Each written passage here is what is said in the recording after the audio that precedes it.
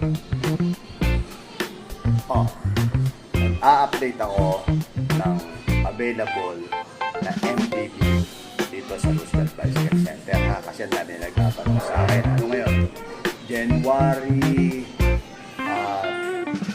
15, 14, January 14. 15 pala. So mag-update ako ng mga available pa rin dito sa Roosevelt Bicycle Center na MTB ha. Ilista nyo na kung magkano budget nyo. Ito na yun. So, dito, yung weapon, yung kabuuan, puro weapon yan. Weapon frame, weapon suspension. Tapos, sigurado, weapon din yung hubs niyan or generic. Ayan na ha. Naka-Diore yan. Diore. Okay. Tapos, weapon savage, weapon seat post. So, all weapon to. Ito, Shimano, Diore. So, ang presyo nito is 23,500.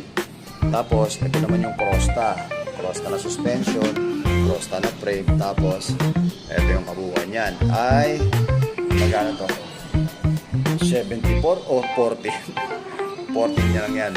14 lang yan, nagtugtong lang yan. Rust free pa yan. Alloy frame, 29er. 1x12. Tapos, ito naman, Phantom. Yung Phantom natin is 19,500. Ito yung specs niya. Makita ko sa inyo yung itsura.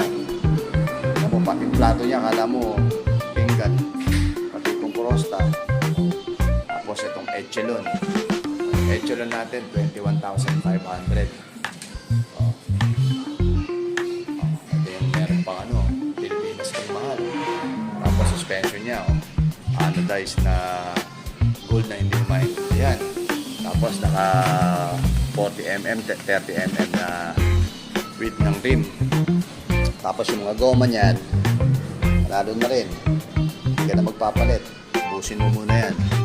Tapos meron tayo dito, Aerowick. Aerowick, medium size. Ito yan, magkano to? Tingnan natin kung magkano to.